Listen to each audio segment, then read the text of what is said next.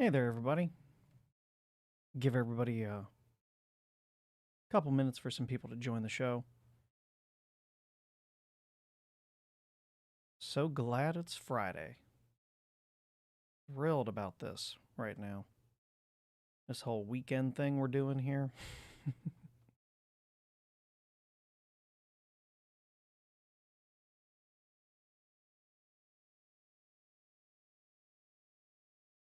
All right.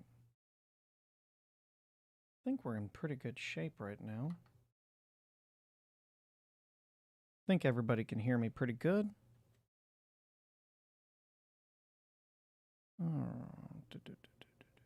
There we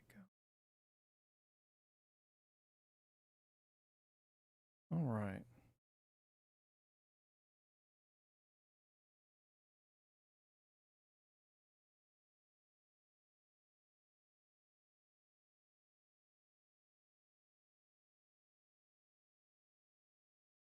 Okay. So,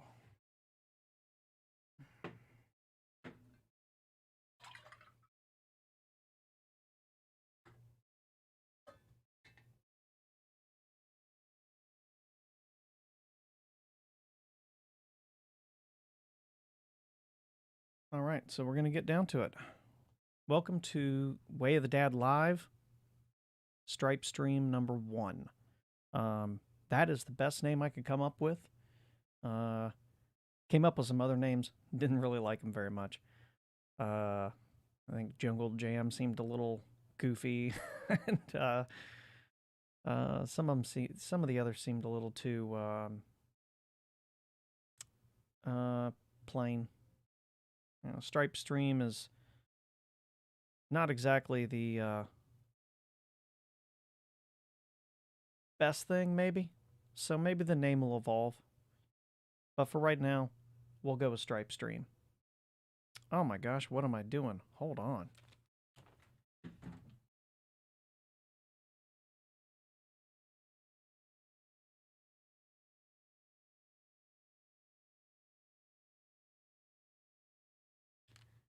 Oh, that's better. Gotta love that meme. Joe and Harambe, legends. Alrighty. So, I guess we'll do some quick channel housekeeping out of the way before I get into the meat of this. Don't know how long it's going to take. I do have an outline. Plan to try to hit my points.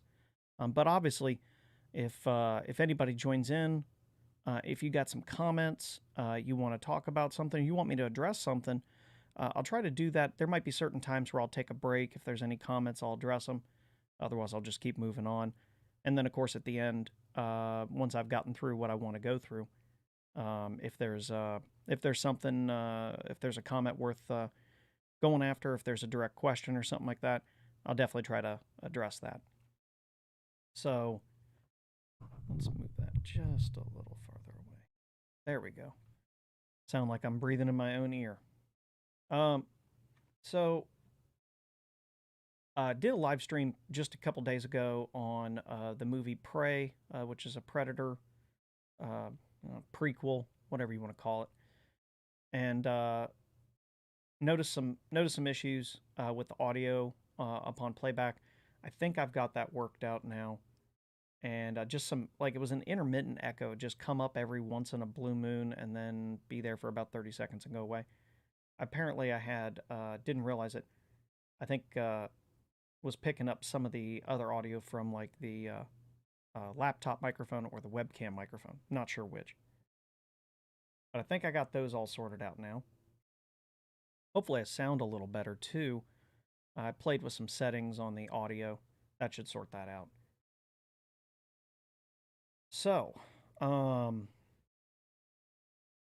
other things, trying to go more video oriented. I will still, at least for the rest of this year, I gotta make a decision at the end of the year about continuing to do audio podcasting. I'm not against it, but I'll be honest, it's not free, and I've got to be able to make I got to be able to make a justification for that. So we'll see about that.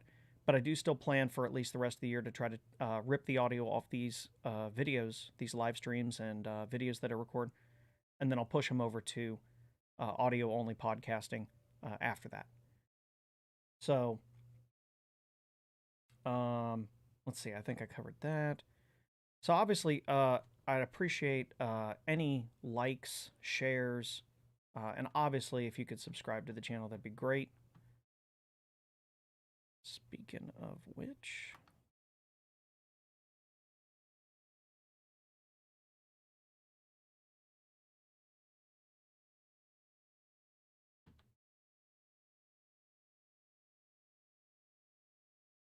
gonna try to ring the bell here, and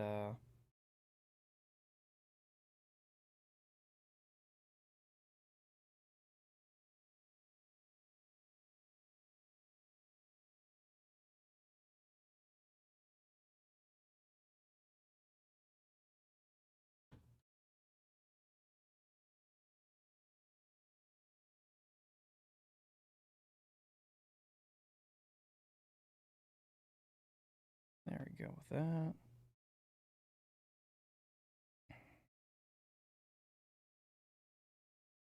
All right.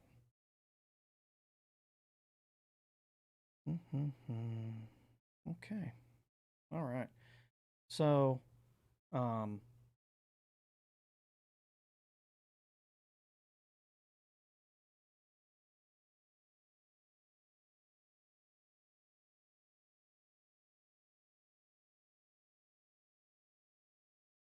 what is it doing?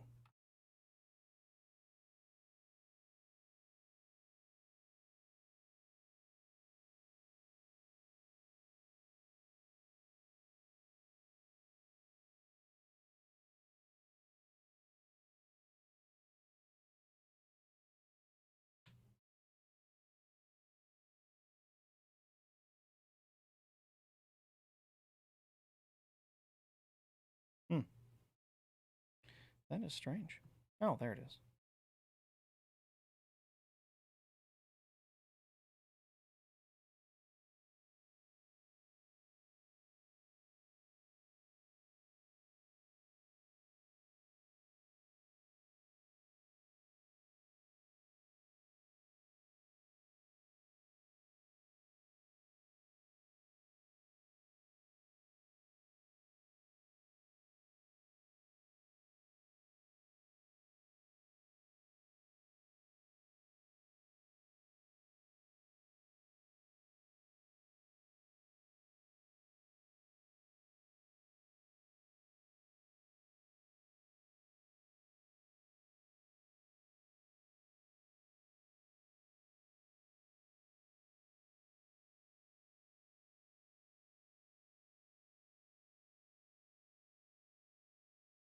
There we go. It's got to ring the bell a little bit. Anyway, so obviously with these live streams, I'm hoping to use this to grow the channel a little better. I feel like I'm probably might be able to get better traction this way, and obviously I want to create a bit of a community.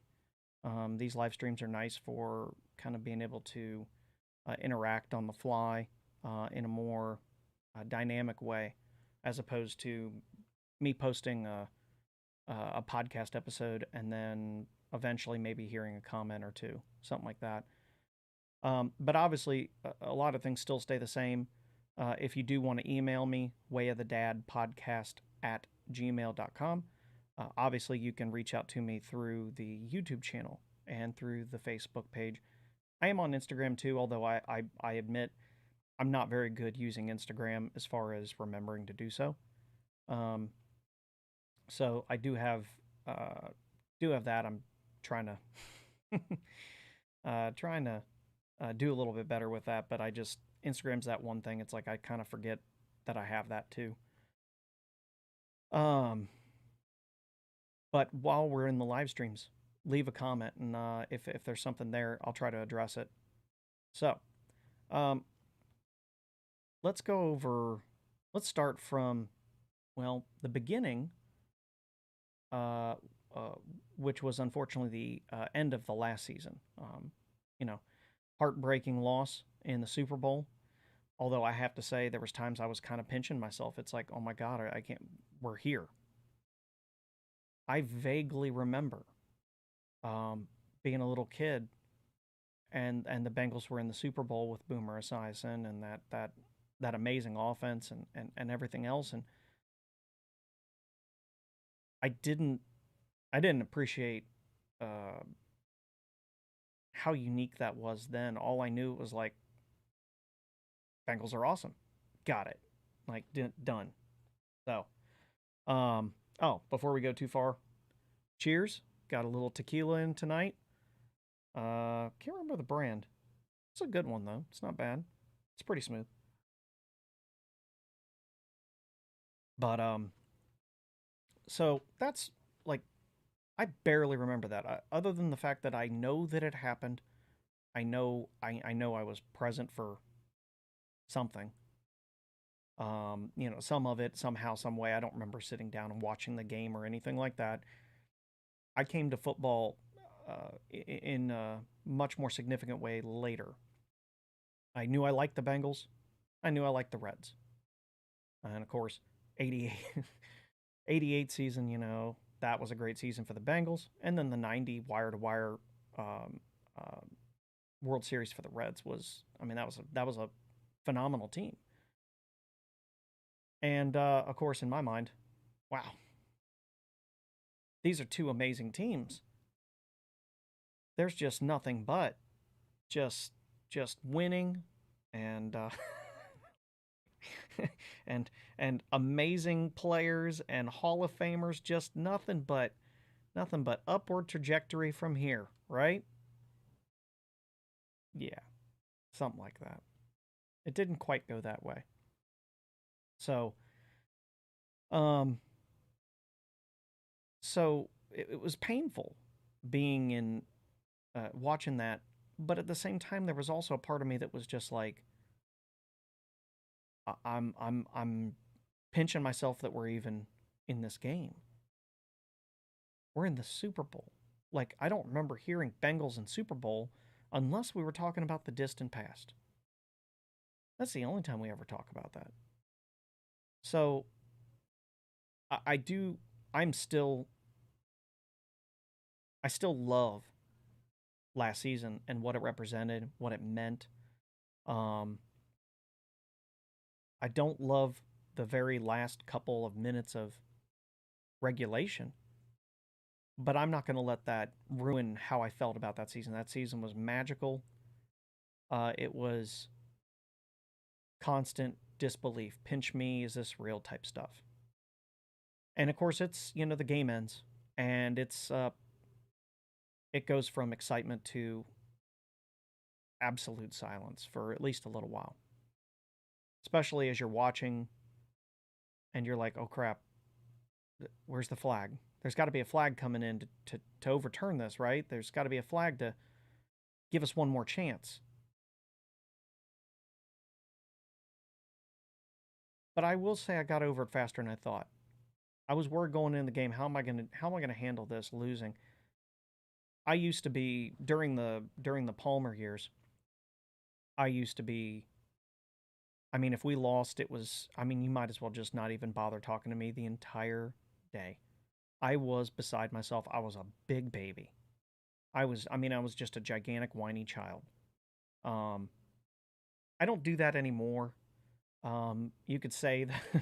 You could say the Marvin and Dalton years, kind of, especially the later ones, not the good ones, or at least the ones that had hope and excitement in them, but the later ones, they kind of numbed me to that maybe, or kind of taught me how to just take the winning and take the losing and don't get too high, don't get too low. Enjoy it when it's good, and when it's bad, mm, maybe try to look at it and see, hope for, try to look and see like, okay, what do I think they're going to try to fix? Of course, with Marvin, it was ain't going to fix much. We're just going to keep doing the same thing over and over because Marvin was kind of the same coach from very early to right near the end. I think he was bad at clock management in the beginning. He was bad at the end. But all that being said, I've got nothing against Marvin. I actually have a lot of appreciation and a lot of respect for Marvin. He took this team from the absolute dumpster. We joke about Cleveland being, oh, they're the Browns, they're terrible. We joke about the Jets. Um, who else is pretty atrocious right now? Well, the Lions. Okay, there's an easy one right there. We can point and laugh at the Lions, but we couldn't always point and laugh at the Lions. We were just as bad, and there is the reason why they call the '90s the lost decade. So I have nothing but respect for Marvin because as much as the change didn't come as much and as fast and as significantly as we wanted, Marvin did bring change to this organization. He did pull it out of the 1970s, at least to some degree or another. Was it enough? No, it wasn't. But what he did do that was good, what the legacy he did leave that was good, and it's not the stuff on the field, I think it's more the stuff behind the scenes. Um, I feel like that has led to where we're at now. Because if it wasn't for that, I don't know if we'd have Zach Taylor. I don't know if we'd have this very young, youthful, um, dynamic, and progressive approach that we have seen in 3 years. What we couldn't get, but maybe just a small percentage of in 16 with Marvin. So, not to mention, I think it's in no small part due to the Blackburns, Katie and Elizabeth, and then Troy, taking a larger day to day role in the operations. We have Duke Tobin. They have slowly started to build the scouting staff, things like that. But I don't know if Zach Taylor would be able to do what he's done without some of the things, some of the maybe more subtle things that Marvin was able to get done. Um, so anyway, free agency is for as short as the offseason was. I mean, the actual true offseason between the end of the Super Bowl and the beginning of the free agency. I mean, it felt like an eternity, and it was the shortest one I remember in my lifetime, really, at least as far as being someone who actually pays attention to that. But man, as much as we give the Bengals grief, and I mean, I'll be honest with you. My initial thought, and I've said this before in some of my previous podcasts on this, I really felt like, um, you know, they'll do something in free agency. It seems so obvious that they're gonna address the O line. Um, there's no way they don't address it. Um, and that's just all there was to it. But at the same time, I thought, well, they're gonna let that first wave of free agency just just pass it by, let it ride it out, and then look for um, not the players who are commanding the biggest dollars possible, but the ones who are more worth the actual money that they're going to cost. The value proposition is correct, the balance between the cost and what you're going to get in return. So,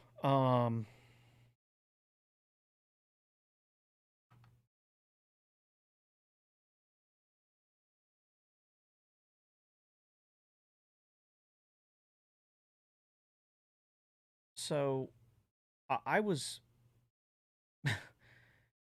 extraordinarily pleasantly surprised when, like, I think I said something like, what, a minute and a half after legal tampering period begins, and uh, they've got deals, they've got agreements made with Ted Karras, uh, Alex Kappa. I mean, just boom, right out the gate. I mean, we got a legit center who could also be a guard if we wanted him to be. If we got better center or, I don't know, someone they liked better as a center. But we've got a guy who can play one of two positions that we absolutely need because we need basically everything but left tackle. Going into this offseason, remember this. We needed everything but left tackle. And we're talking about 4 out of 5. And I know the thought was, well, one of these guys we drafted, whether it be Trey Hill or Jackson Carman or Deontay Smith, maybe, they'll do something. One of them will pan out. Well, that's still 3. Best case scenario, that's still 3 we need. So,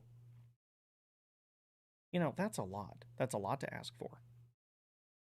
And they go right out and they nail center and right guard right out of the gate. And it's like, whoa. I mean, I don't remember the Bengals doing anything day one. Ever. Even in the last 2 years. In the last 2 years, they've actually been much more active in free agency. I mean, a lot of our defense, Trey Hendrickson, Von Bell, Mike Hilton, Chidobe, Awuzie, Eli Apple, I know, gets a lot of hate. A lot of people hate Eli Apple. But they were active. And remember, last year, Apple wasn't supposed to be the starter. He ended up having to be the starter. So,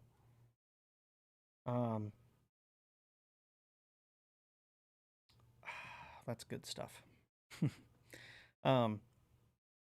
So anyway, boom, right out the gate. I mean, just 2 big bombs dropped right there. 2 big signings. I mean, and they're direct. They're right at the problem. It's like they decided, all right, we're going to stop screwing around. We tried doing it, a different way last year. Riley Reef was okay, but then he got hurt, and we were screwed after that.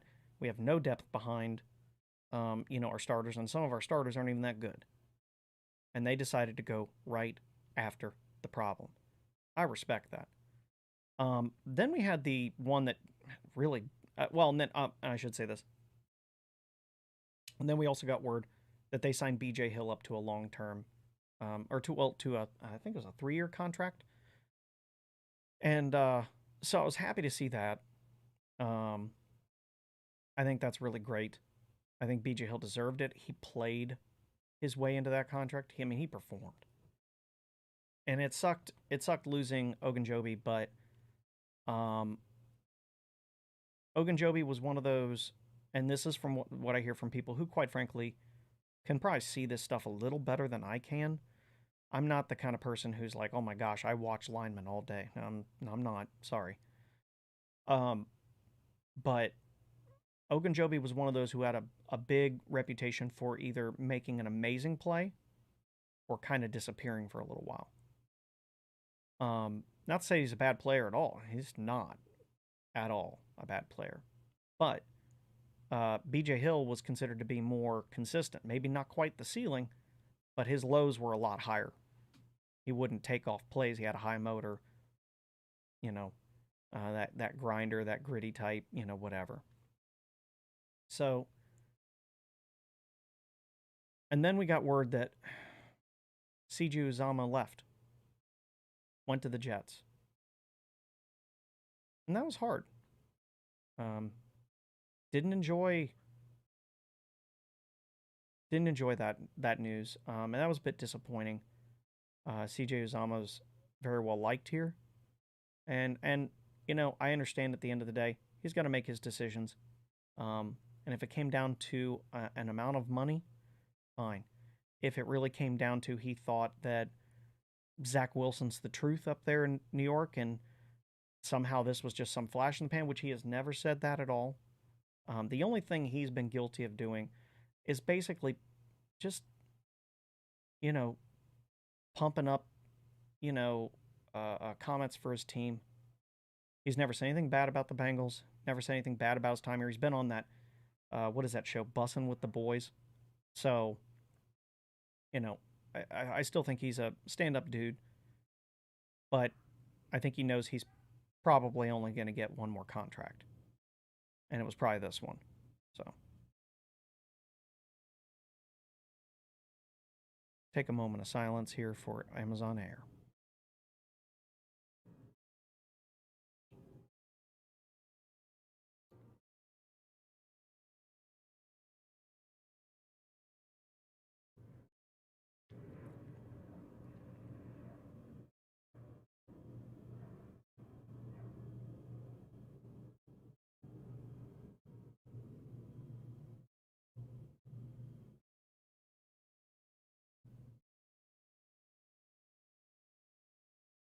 Anyway,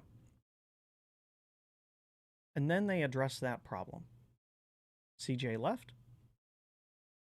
Okay, let's go get Hayden Hurst, who, I'll be honest with you, um, Uzama was probably a little bit better all around, but Hurst is far better in his pass catching ability and his pass catching style, his routes, things like that.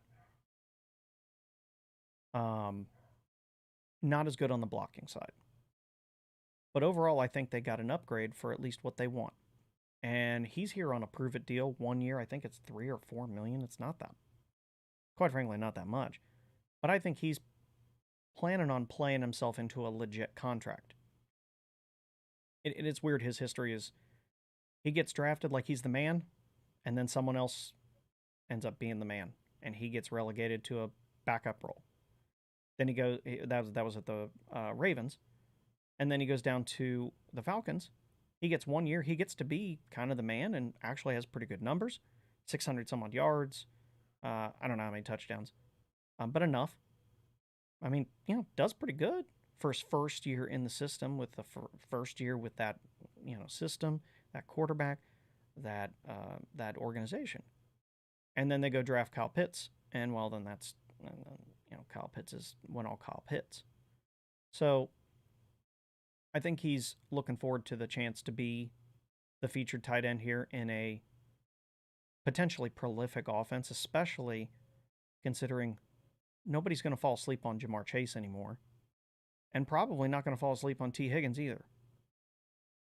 They'd much rather try to stop Tyler Boyd, Joe Mixon, and Hayden Hurst, which, no offense, but good luck.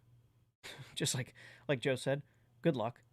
So, I mean, and it was like a rapid fire, like, Uzama leaves. Okay.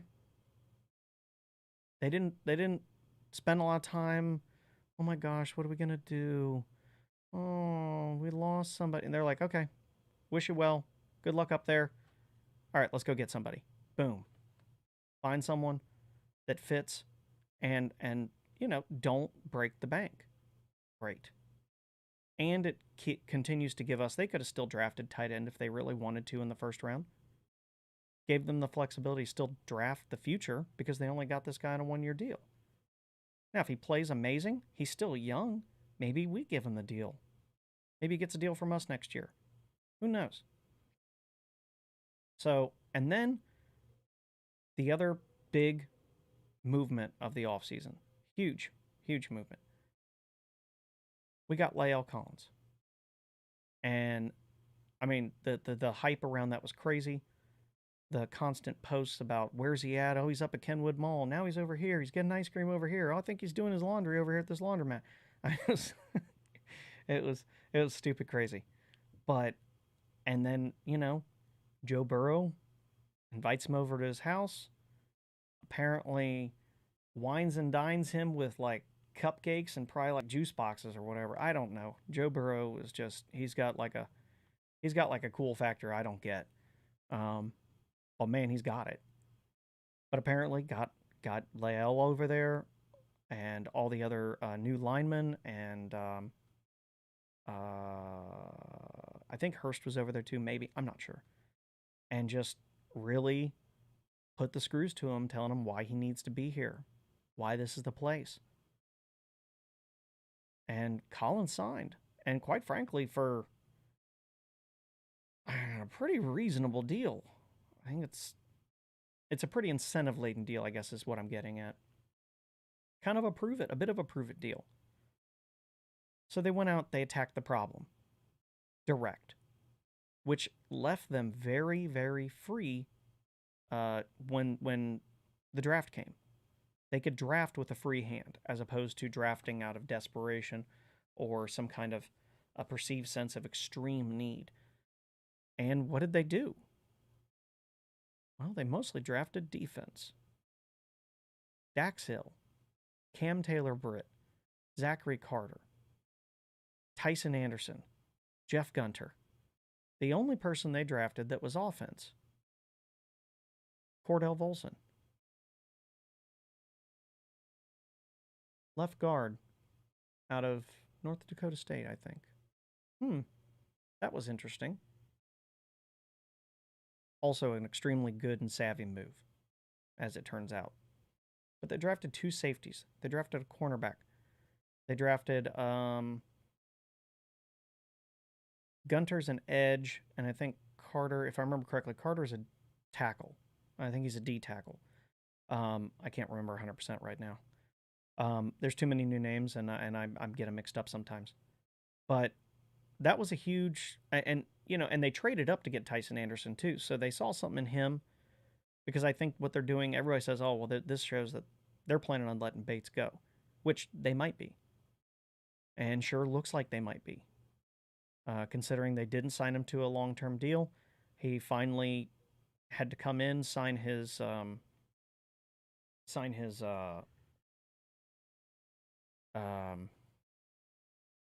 tender, his franchise tag tender. And but I think they're also planning for eventually Von Bell's gonna probably age out or whatever as well, or he's gonna be too expensive to keep.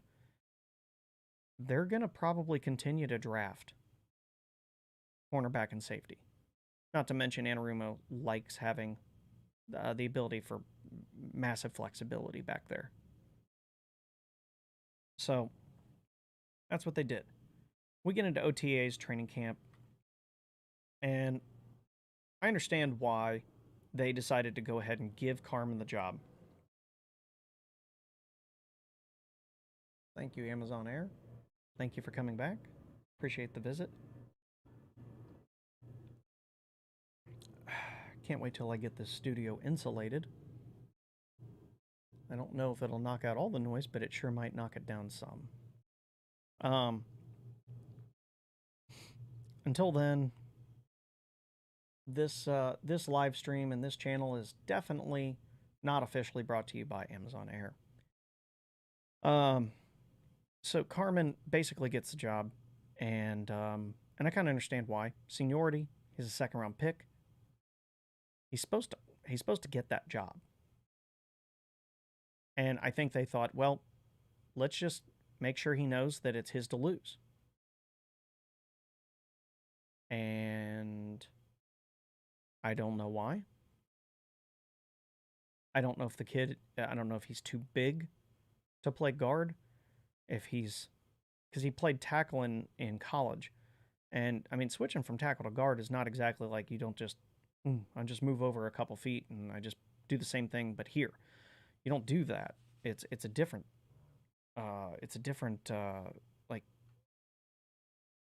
approach. How you have to play one position is not the same way as you play the other. And so I don't know why.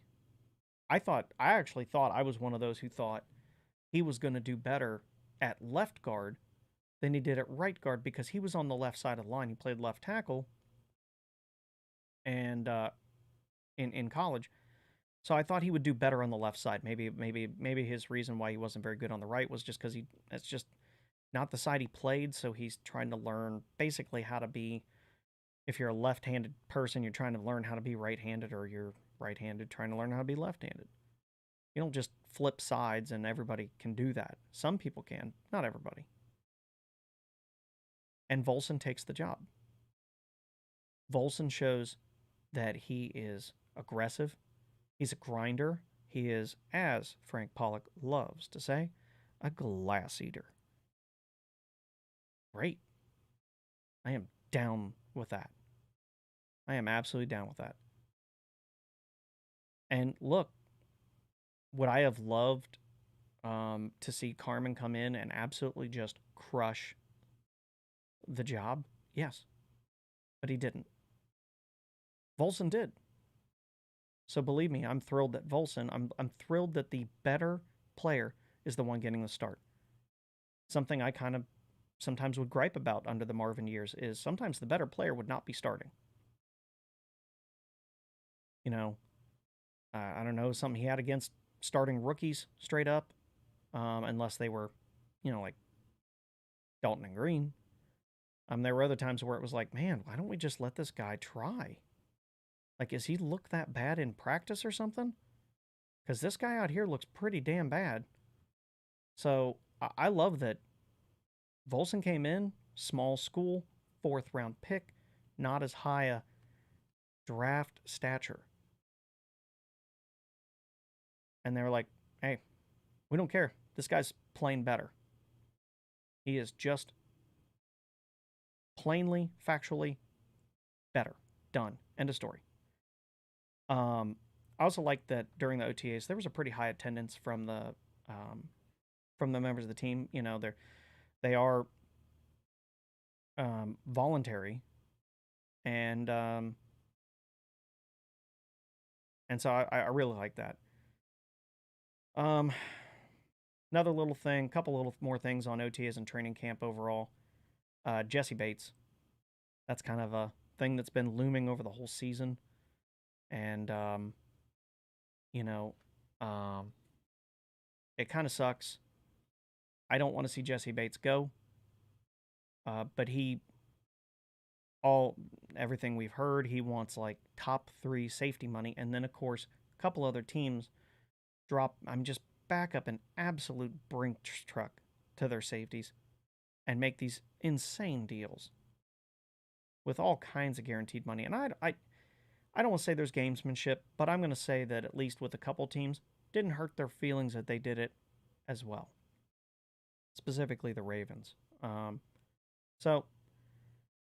But, at the same time, I like Jesse Bates. He's not a top 3 safety. He's a really, really good safety. I'd say he's probably top 6 or 7 in the league. That's still really good. But his demand for money is pretty ridiculous, and considering the Bengals are smart enough to know, they've got some serious bills coming up. They're trying to be, I'll give them credit, I'll give them some respect, they're trying to be financially responsible. They've got a large payday for Joe coming. They've got a large payday for T. Higgins coming. They got a large payday for Jamar Chase coming. I don't know when Tyler Boyd's contract is up, but what if he's still productive and he wants to say? I'm not saying he's going to command top money, but he's going to command money. You know who else is going to command money? Some guy named Evan McPherson.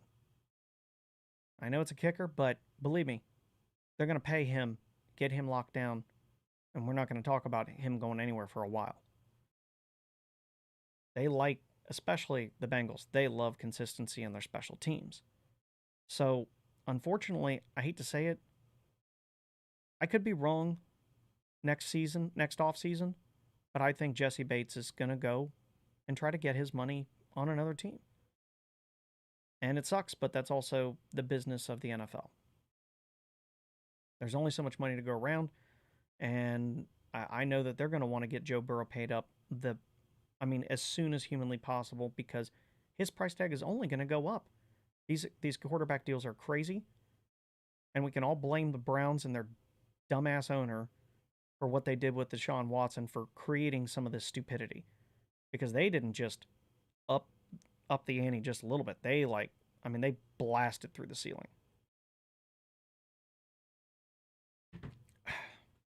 $5 years and $250 million for a guy who ain't going to play most of the first season. Are you stupid? Absolutely stupid. And I know they prorated. They set it up so that he would lose almost no money in the first year. even though he ended up losing more than what he was going to get in the first year, but whatever. And then there was when I heard that they were doing um, a joint practice with the Rams before the last preseason game. Um, I'm not saying I imagined perfectly Aaron Donald wielding two Bengals helmets like he's Jon Snow against the coming onslaught, which is a great meme, by the way. That was a hilarious meme. But I thought it would not go well because McVay and Taylor might be friends, but the rest of their teams ain't friends. There's going to be some saltiness in there. There's going to be some hard feelings and some still somewhat fresh wounds. So, okay, that's going to about do it for today for me. I'm going to get back to getting to enjoying the rest of my weekend. I hope you all do too. Looking forward to Sunday. I will probably post a pretty short video. I don't know that I'll live stream after the game on Sunday or on Monday night, but I will post a video. I'll record a video and post it for sure. I don't know if I'll live stream. If I do, I'll schedule it. But I am really looking forward to this season. I think the Bengals have a chance to get back to the playoffs. I think we can get back to the Super Bowl. Maybe I'm drinking Kool-Aid. Don't know. Right now I was drinking tequila, but that's all gone now, so say what you will about that. But I'm looking forward to the season, and I'm looking forward to doing more live streams, whether they be Bengals related like this, or pop culture, or eventually I'll get into. I'll probably have some things I want to talk about from a parenting perspective, lessons I've learned or whatever. But those ones are difficult because they have to strike me at the right time, and I gotta like the juice has to be present on those. But I'm enjoying doing this. Hopefully, I fixed a lot of the issues from the previous one, especially the audio issues. That echo was annoying. Thankfully, it didn't last forever, but it was annoying as heck. So probably over the weekend here, I'm going to split up these videos into some smaller chunks. I'll repost those on the YouTube channel. Of course, these are also going to be found on the Way of the Dad podcast Rumble channel. Rumble takes about a day longer because it's, I guess they're kind of synced up to each other, but it has to be on YouTube first, and then Rumble will eventually recognize it and pull it over. So YouTube and Rumble are probably the most primary places I'm going to be putting myself right now. Eventually, I will get the audios of last stream and this stream up on just podcasting, just audio podcast, and we'll go from there. But yeah, I appreciate everybody who tuned in. I appreciate everybody who listens after the fact and wants to leave a comment. Please leave a comment. I will get back to you, especially if it's not, spam. Click here to, for the Nigerian prince's $10 million that he doesn't know how to get rid of or something like that. I'm probably not going to respond to that one. But if I could ask one thing, please like and share and subscribe to this channel. And then like the videos and share them if you can, if you feel so inclined. I'd appreciate it very much. I'm trying to grow this channel. I'm trying to grow what I'm doing here. I'd love to spend more time doing what I'm doing here, and maybe getting. I want to. Right now, I'm doing green screen out of necessity, and I don't mind the green screen. The green screen's fine, but I would like to have a finished setting behind me, and that's what I'm working towards right now. I'm trying to work on that, and I definitely got to get this place insulated before winter comes, because it will get quite chilly in here, and the heater is kind of loud. So I don't want to run that in the background. But yeah, anything you can do. I'm not even asking you to throw $1 in the tip jar right now, because technically I can't have a tip. I can't do super chats yet. I'm not monetized on YouTube. I might set up a Patreon, or a Subscribe Star, or parallel, whatever the hell's out there. I don't know. I might do something like that if anybody wants to donate. And I'm thinking about, I want to get a hat made, and see how that goes. Because if I like it, maybe I'll do a little, merchandise or something like that. I don't know. But for right now, I just want to keep streaming. And any feedback you can give, likes, or comments, things like that, very much appreciated. All helps this grow. So until next time, Who-Dey, and take care and have a great day.